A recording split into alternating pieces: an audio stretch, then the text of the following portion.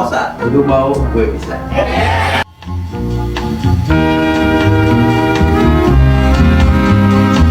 Mau ngapain kita di sini?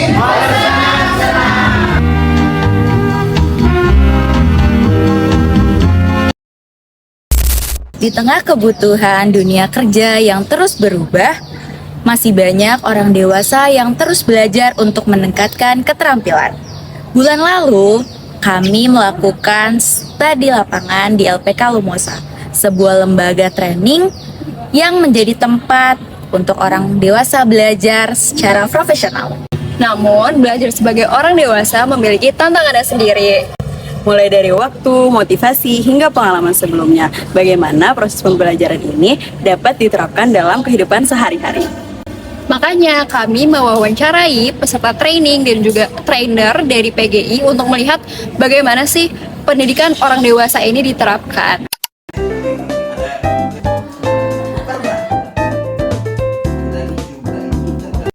Menurut kita sendiri, apa peran penting lembaga pendidikan yang informal? Peran penting pendidikan informal seperti ini di Indonesia itu bagaimana? Oke. Jadi memang ya kami rasa memang perannya sangat penting banget, sangat penting banget karena apalagi kami bergerak di bidang soft skill ya. Kalau hard skill saya rasa semua orang bisa. Nanti soft skill ini kan kita masuk ke dalam jiwanya, ke dalam apa yang dia rasakan, semangatnya kayak gimana. Jadi penting banget. Ya saya rasa dengan adanya lembaga kayak gini, pada akhirnya teman-teman itu peserta itu bisa berubah. Yang ditunggu dari training, dari belajar itu perubahannya. Ya nggak sih? Ya coba kita belajar beberapa tahun, kita kuliah 4 tahun dan sebagainya. Kalau misalkan belum ada perubahan, yang terpenting ada perubahannya. Jadi sangat penting banget. Lalu dari segi metodenya sendiri itu seperti apa? Kayak di dalam kelasnya apakah yang tipenya guru yang benar-benar ngomong terus atau kayak diajar diskusi juga nih yang experiential learning gitu? Oke, jadi kami punya tagline ya kalau di kelas, kalau kami tanya mau ngapain di sini, kita selalu jawab bersenang-senang. Senang-senang ada ini. Jadi kita bukan mau training, bukan mau belajar, bukan mau menggurui, tapi kita mau bersenang-senang. Jadi kita mau bersenang-senang sambil kita ya sisi materinya, masuk materinya. Lalu kira-kira program ini apakah kayak yang satu kali pertemuan saja atau yang misalnya kayak tahun sini satu itu kayak basic kayak dulu terus ntar next pertemuan ada tahun sini juga ada selesai atau gimana? Yes, memang program-program kita tuh memang berjenjang ya, berjenjang. Jadi nggak hanya pertemuan sekali. Gitu. Nah kalau contohnya public speaking ini dia ada juga, ada basic, ada intermediate, sama next level.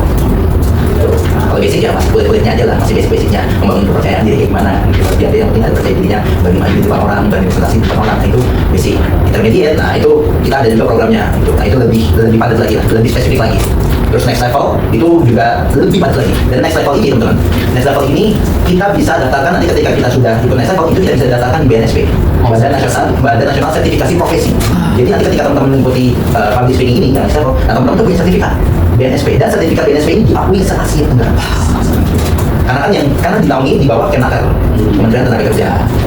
Kira-kira ada masalah di dalam kelas atau baik dari sisi masanya atau dari sisi salingnya gitu? Kayak masalah misalnya kayak kayak masih kurang percaya diri atau mungkin manajemen bisa ada apa atau gimana tiba-tiba. Nah kira-kira bagaimana tuh caranya? Ya masalah sih pasti ada ya, namanya dari itu masih ada masalah gitu. Dan apa ya, dia juga ini ketika misalkan orang masuk ke training, masuk ke training, ikut training, kan pasti mereka butuh upgrade ya. Di rumah kami nggak pernah bilang masalah, tapi kamu bilangnya masih ada tantangan atau enggak? Gitu kan? Masih ada tantangan, tantangannya gimana? Gimana yang perlu diperbaiki? Gimana yang perlu di-upgrade? Ada nggak? Ada. Ya mereka kan masuk ruangan training, berarti perlu ada yang di-upgrade, berarti perlu ada yang diperbaiki. Ya entah mungkin dari percaya dirinya kah, entah dari cara mereka membawakan materinya kah, mereka presentasinya kah, gitu. Sampai sedetail kita mengajarkan mereka bagaimana caranya berdiri, caranya duduk, caranya menangkap orang. Nah itu udah ada juga. Ini masalah ada nggak? Ada. Lebih personal sih, biasanya lebih personal. Sebenarnya kami sih bukan masalah ya, maksudnya hal yang perlu di-upgrade gitu. Kira-kira kurikulum dari program ini seperti apa? Kayak dari perbandingan antara materi yang misalnya kayak apakah lebih bersifat teori sekarang mengajar yang kita harus pakai terus begini apakah ada praktikalnya juga atau kombinasi juga di mereka itu seperti apa itu? Oke. Memang lagi-lagi balik lagi tergantung programnya. Kalau program, kalau public speaking itu komposisinya adalah 30% materi, 70%-nya praktek. Jadi materinya nggak terlalu banyak, setelah kita coba itu langsung mereka untuk praktek, maju di depan ngomong, di depan umum, presentasi, perkenalan segala macam. Itu public speaking. Kalau leadership, happy walking memang ya 50-50 lah, 50-50 materi, 50 juga ada praktek. Melalui pemaparan trainer, kita dapat mengetahui bahwa pembelajaran orang dewasa memerlukan pendekatan berpusat pada pengalaman, situasi kerja, dan kebutuhan aktual. Nah, hal ini juga sejalan dengan teori antropologi knowledge yang menyatakan bahwa orang dewasa itu belajar karena adanya intervensi dan kebutuhan praktis. Jadi pelatihan itu benar-benar membangun seluruh aspek tidak kalau misalnya ada cerita kognitif berarti itu benar-benar jadi balik lagi tadi fungsi itu aspek yang paling fokus itu kira-kira apa benar semuanya dewan Semuanya beres. Semuanya kayak afektif, visual, yang ininya juga semuanya lah. dan semuanya Balance semua. jadi kalian semuanya kita kira kan udah ada pelatihan jadi kita melatih udah ada kelasnya bagaimana cara lulusan juga tahu gitu dari hasil belajar dari peserta itu Oke. Biasa kami awal ada pretest. Ada pretest dulu. Jadi kami kasih soal kira-kira yang berkenaan dengan materi yang ingin disampaikan, kita kasih pretest dulu nih.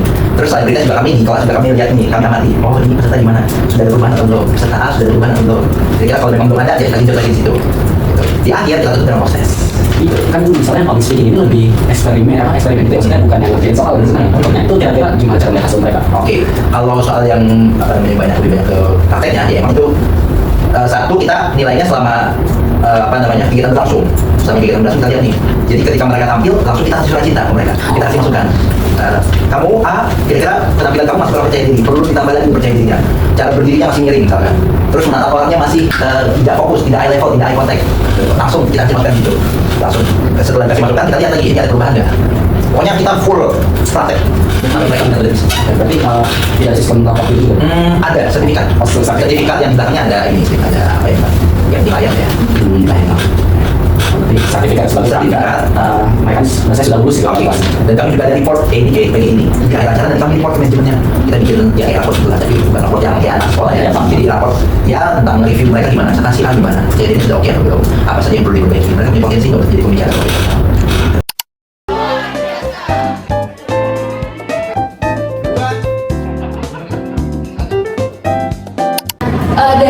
Dari tadi gitu ya tentang public speaking itu relevan gak sih sama pekerjaan KKN sekarang?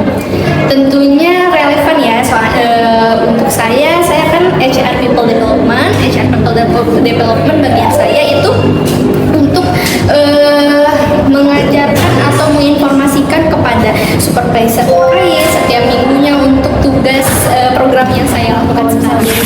Kakak dapatkan tadi gitu ya, harapan kakak untuk di pekerjaan kakak yang sekarang gitu ya diimplementasikan itu kayak gimana? Mungkin setelah saya mendapatkan pembelajaran public speaking yang sekarang, saya akan lebih mengolah kata-kata saya lagi untuk berbicara di depan umum, tentunya untuk komunikasi kepada orang lain. Saya kan juga komunikasi kepada supervisor, kepada rekan-rekan kerja saya,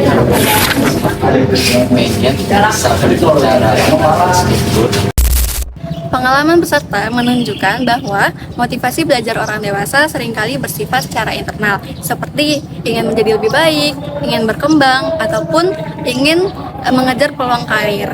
Nah, ini menggambarkan prinsip self-direct learning dalam pendidikan orang dewasa. Selama observasi, terlihat bahwa metode pembelajaran di LPK Lumosa bersifat praktik langsung dan problem-based learning. Nah, orang dewasa itu belajarnya lebih efektif kalau dari pengalaman langsung dibanding dengan teori abstrak. Interaksi yang terjadi menunjukkan bahwa pengalaman kerja seseorang sebelumnya menjadi landasan penting untuk para peserta memahami materi yang baru. Dalam studi lapangan ini, dapat diketahui bahwa pendidikan orang dewasa dalam dunia kerja membutuhkan pendekatan yang relevan, fleksibel, dan berbasis pengalaman. LPK Lumosa menjadi salah satu lembaga pelatihan di Indonesia yang menerapkan teori pendidikan orang dewasa ini dalam konteks pelatihan di ruang lingkup yang profesional. Oke teman-teman, jika kita hubungkan dengan materi pendidikan orang dewasa, LPK Lumosa mencerminkan beberapa prinsip. Yang pertama ada relevansi materi langsung yang berkaitan dengan pekerjaan mereka. Yang kedua, peserta aktif mengaitkan materi pembelajaran dengan kebutuhan kerja. Yang ketiga ada motivasi yang berasal dari kebutuhan profesional. Dan yang terakhir adalah pembelajaran yang berpusat pada masalah, tidak hanya teori. Baik teman-teman, maka dari itu belajar tidak berhenti saat kita dewasa. Justru di saat inilah belajar akan menjadi semakin bermakna.